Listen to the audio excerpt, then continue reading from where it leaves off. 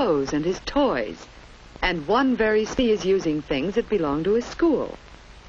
Don't you think it's fun making things like this? Andy does.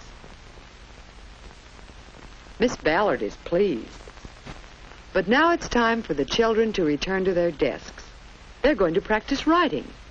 Andy likes that. He likes to write. He'll hurry back to his desk. But Andy forgot things. It's bad your teacher is disappointed in you when you don't seem to... After school, Andy doesn't feel like playing with his friends. But he wants to do something. Now what does he see? This is Fred. He isn't one of Andy's regular friends. He's older. But Andy's thinking Fred might be a friend. And Fred's thinking that Andy may be almost big enough. If Andy can have an older boy as a friend, then nobody can call him baby anymore. So he asks Fred to come and see his tadpoles. He has 2 live ones. Fred might like to see the tadpoles sometime. Then Andy tells Fred about something else he has, something he received as a present. Fred would like to see that. Go to Andy's house. This is Andy's room. Here's Andy with Fred. And here are Andy's tadpoles. See? Oh, they're dead. Now Andy remembers he hasn't thought to feed them for many days. And that was one of his responsibilities. But he can still show Fred his special present. That's what Fred came to see. If Andy can only find it. His very best thing of all. He just has to find it. Because Fred might not believe him, and Fred says he should have known better than to come home with a little kid. Now Andy's really alone. And look at this. His jet airplane. Poor Andy. Won't he ever learn to take care of things? Here's June, Andy's sister. She wants to play. But Andy says no. It seems Andy just can't get along with anybody today. Anybody but Mother. Maybe Mother knows where Andy's special present is. No, she doesn't. But she does know that something is troubling Andy. What is it? So Andy tells her about what happened at school. And about Fred and the tadpoles and losing his present and... Well, why do things like that happen? Mother says, well, Andy, why do you think? Because Mother knows, and Andy knows, and we know that those things happen because Andy hasn't learned to take care of things. Now June is having trouble with her things. Gretchen's head has come off, and June wants Mother to fix it. Suddenly, Andy says, let me fix it. Right now, he's going to start showing that he can take care of things.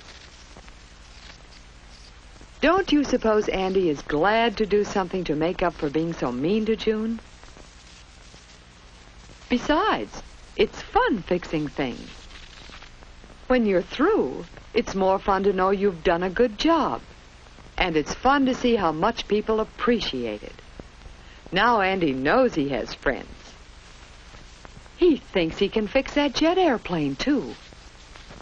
But some things can't be fixed. And no fixing will find things you've lost, such as Andy's favorite present. No, Andy will have to take care of his things all the time. He'll begin right now by putting his jacket and cap away where they belong. Then he'll know just where to find them tomorrow morning. That's another one of his responsibilities. But uh-oh, there's a button missing. Well, Mother will be glad to sew on a new button, especially now that Andy is helping her by looking after his clothes. And he's going to look after his other things, too. He's going to have a certain place for each thing and keep each thing in its place.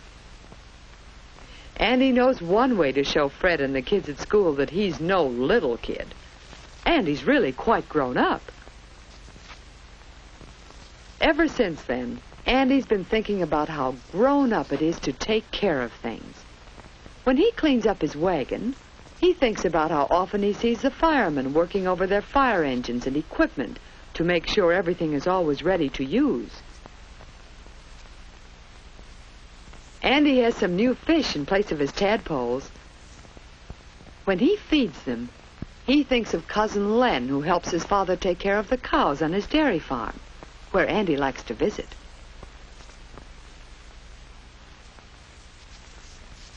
When Andy picks up things that might cause someone to fall and hurt himself, he thinks of his friend the policeman, who helps the children go to and from school safely.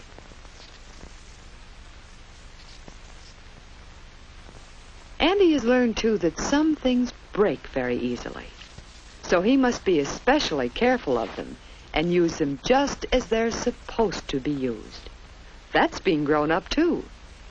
Many men work with things made of glass and with other things that have to be handled very carefully. Some things that are fun to do are also messy. But Andy has learned to clean up the mess as soon as he's through. After all, doesn't Mother spend a great deal of time washing dishes and cleaning up after the family has eaten? And when Father does his jobs about the house, doesn't he clean up and put away the tools?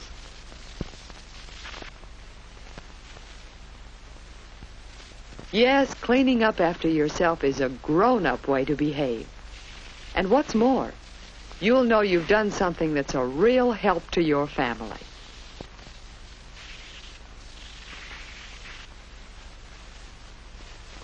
Taking care of things is a real help at school, too. You just know Miss Ballard appreciates Andy's help. And nobody thinks of Andy as a baby anymore. Everybody likes Andy. Today, Andy and June are having fun helping Father take care of the yard. But what is Andy so excited about? Do you know what? He's found his special present. What do you suppose it is? It's a camera. Andy's own camera that he got on his birthday. Of course, it's a little dirty. Andy should never have left it outdoors. Can they fix it? Father thinks they can fix it this very afternoon. In a little while, the camera is fixed. What's more, now that Andy has shown that he can be responsible for taking care of things and using them properly, Father thinks he's big enough to use the camera and take real pictures. Andy wants to take a picture of Fred, the boy who came to see the camera the day Andy couldn't find it. Remember? Now Fred is glad to play with Andy. He knows that Andy is not too little to be a friend. If you want people to know that you're growing up, learn how to take care of things. You'll have more fun, too.